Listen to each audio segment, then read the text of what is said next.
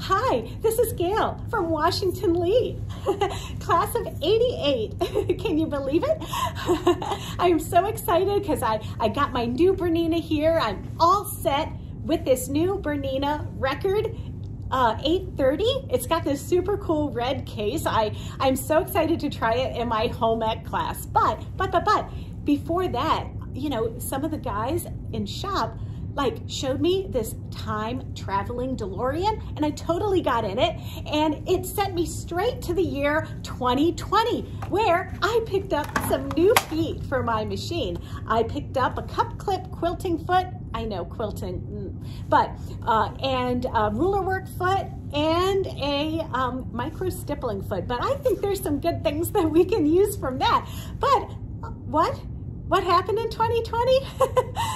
Nothing. I can't really talk about it. No, I can't tell you what happened to George Michael. Well, boy George, he got a little heavy duty. Duran. Oh, they just came out with their own little Funko toys. But I will tell you that Tom Cruise is a Scientologist. Who knew that he was so into science? Yeah, I know. And Richard Gere and Cindy Crawford, they broke up.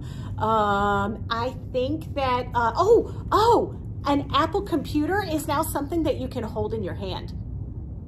Oh, no, listen, and you nerds out there, can you believe they're still making Star Wars movies? Can you believe that? Yeah, the reason why I'm here. So I'm gonna show you on my new Bernina 830 exactly how to use these, they're calling them legacy feet. I love it. That's all I can remember. All right, let's get started. All right, so the first foot I'm going to show you is the micro stippling foot number 73. So it's adjustable because the Bernina 830 doesn't have presser foot pressure. So if I want to do puffy batting, like for my silk comforter at home or whatever, I can adjust how far or close this gets to my material with this little brass adjuster. And then it goes on my machine like this. Now, when you are going to do your free motion quilting, you're going to just start, somewhere. And the idea is to make little worms that don't cross over and don't make points. They're nice and round. So what I've done is I put my needle all the way in and brought it all the way up again so I can pull my bobbin thread up. So now I'm going to lower my presser foot again, and now it's up to me. I'm just going to move this fabric through my machine however. Now, hang on a second. Thanks for keeping an eye on me, little Simon LeBon. Okay, so now the faster I move my machine, the faster I want to move my hands, and the slower I move the machine, the slower I move my hands.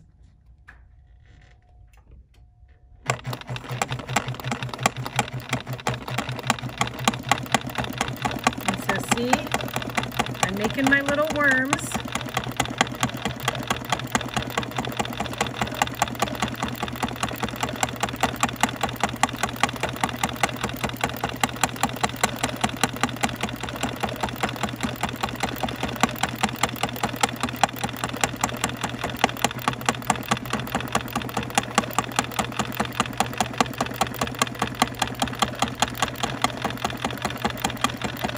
And you can kind of just get into the groove. So just get into the groove and follow, these little loop-de-loops. And then this is like a texture for a background fill, to kind of make some of your little designs pop.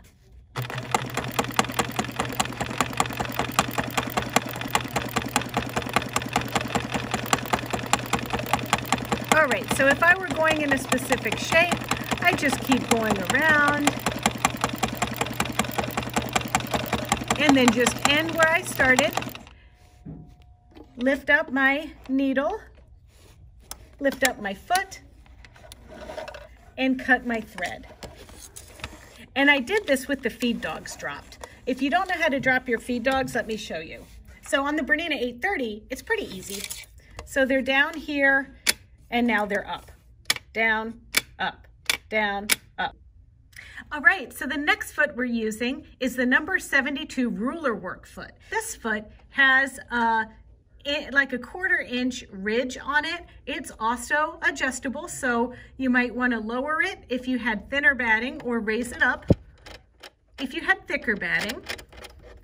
And a ruler work foot, obviously, you use a ruler. I'm just going to show you how to do ruler work on some of the little lines of my super awesome picture background fabric here. So just like the other time, we're going to lower our foot and we're going to pring our bobbin thread up. Okay, there we go. And now you can put the ruler on either side of the foot and see the needle to the side of this ruler work foot is 1/4 inch.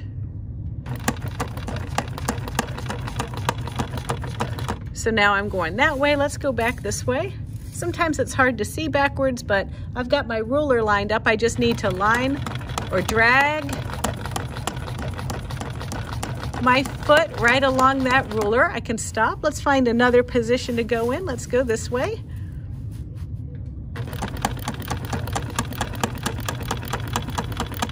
There we go.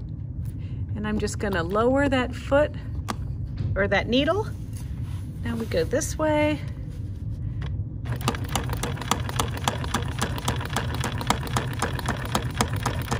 There we go. I love it. Don't you love it? It's great. You know, and then once you're just doing this, you can just, you know, put on some Joan Jett or, you know, some other stuff. I don't know what you listen to.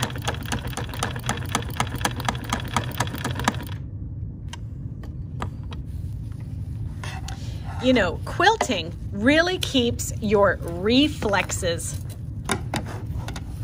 keen, if you know what I mean. The flex.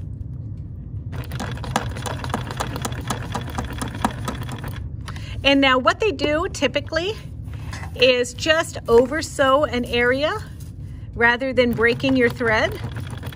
So just over sew like that. Okay, there we go. Now we're gonna go this way.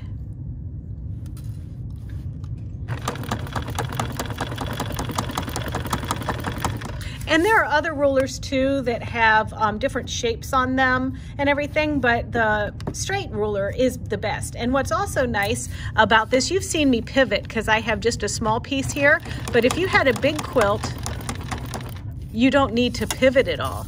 You move your ruler. Hang on a second. It's getting in the way of my camera here. Here we go. All right. So watch me do this now without any pivoting.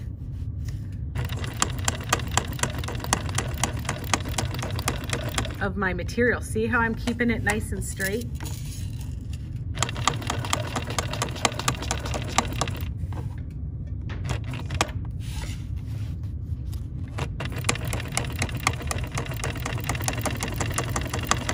And then as you get more comfortable, you'll find you can actually sew a little bit faster.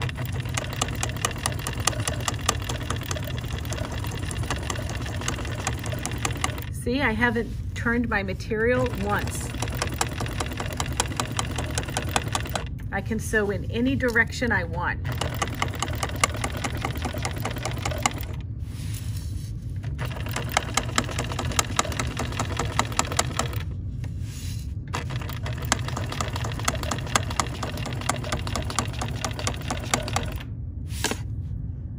And then if you want to end, just put your needle down, bring it up again, lift your presser foot, and pull your thread away and cut your thread.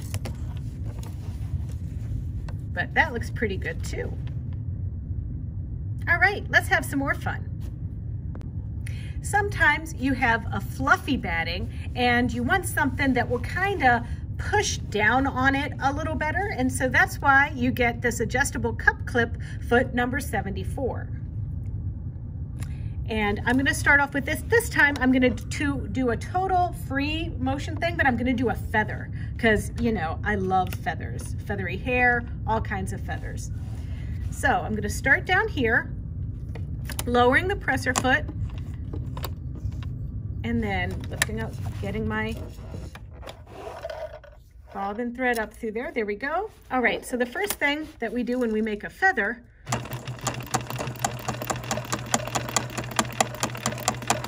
is we make like some kind of curve.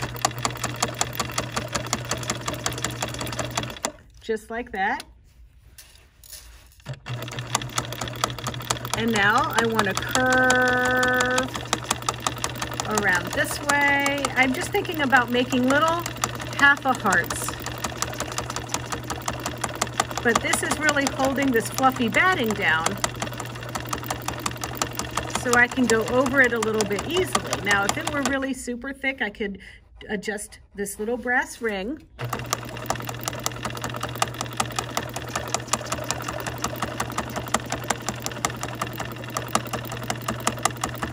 And now this is where I can really get into my groove here because it's fun. It's just like doodling. I love to doodle.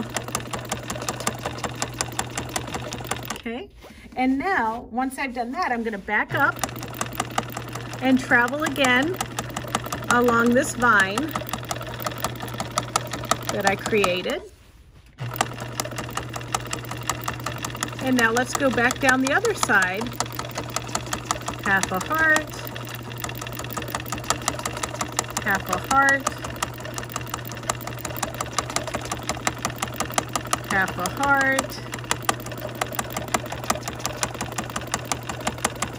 half a heart. Oops, I got off the road. Half a heart.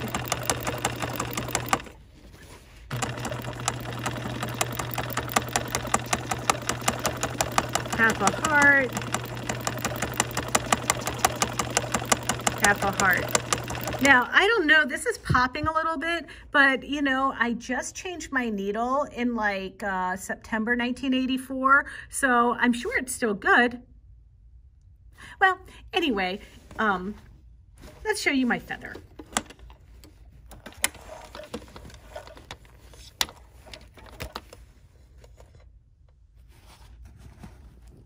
What do you think? I dig it. It's super cool. It's awesome. All right, so there's that one. And don't forget, we did our ruler work down here. And that looks really good. That's where you can kind of make up your own lines. You can make a pattern. You can do cross hatching. You can do all kinds of stuff. And then also, don't forget about our stippling. All right, so these are the Legacy feet. There's the ruler work one. That one you use with a ruler, of course. We've got the adjustable cup clip and the open toe micro stippling foot.